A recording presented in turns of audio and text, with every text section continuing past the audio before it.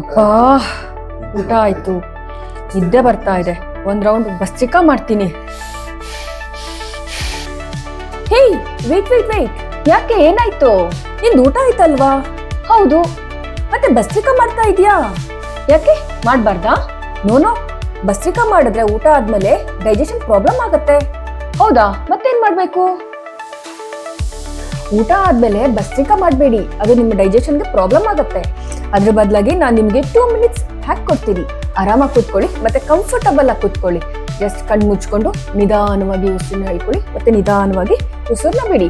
ಉಸಿರು ಹೇಳ್ಕೊಳ್ತಾ ನಿಮ್ಮ ಹೊಟ್ಟೆ ಬಲೂನ್ ತರ ಹೋಗ್ಬೇಕು, ಮತ್ತೆ ಉಸಿರು ಬಿಡ್ತಾ ನಿಮ್ಮ ಹೊಟ್ಟೆ ಒಳ ಹೋಗ್ಬೇಕು. ಇದು ಜೆಂಟಲ್ ಡಯಾಫ್ರಾಗ್ಮ್ಯಾಟಿಕ್ ಬ್ರೀತಿಂಗ್. ಇದು ನಿಮ್ಮ ಡೈಜೆಸ್ಟಿವ್ ಸಿಸ್ಟಮ್ ಅನ್ನ ಮಸಾಜ್ ಮಾಡತ್ತೆ, ಬ್ಲಡ್ ಫ್ಲೋನ ಜಾಸ್ತಿ ಮಾಡತ್ತೆ, ಮತ್ತೆ ನಿಮ್ಮ ನರ್ವ್ ಸಿಸ್ಟಮ್ ಅನ್ನ ಕಾಮ್ ಮಾಡತ್ತೆ. ಅದರಿಂದ ಸಂಜೆ ತನಕ ನಿಮ್ಗೆ ಫುಲ್ ಎನರ್ಜಿ ಸಿಗತ್ತೆ. ಸೊ ಇದರಿಂದ ನಿಮ್ಗೆ ಪೋಸ್ಟ್ ಲಂಚ್ ಸ್ಟ್ರಗಲ್ಸೇ ಇಲ್ಲ. ಇದನ್ನ ಟ್ರೈ ಮಾಡಿ, ನಿಮ್ಗೆ ಏನ್ ಡಿಫ್ರೆನ್ಸ್ ಆಯ್ತು ಅಂತ ಹೇಳ್ತೀರಾ? ಜೊತೆಗೆ ನಿಮ್ಮ ಮಧ್ಯಾಹ್ನದ ನಿದ್ದೆಯನ್ನ ತಡೆಯೋದಕ್ಕೆ ನೀವೇನೇನ್ ಮಾಡ್ತೀರಾ ಅಂತ ಕಮೆಂಟ್ ಮಾಡ್ತೀರಾ?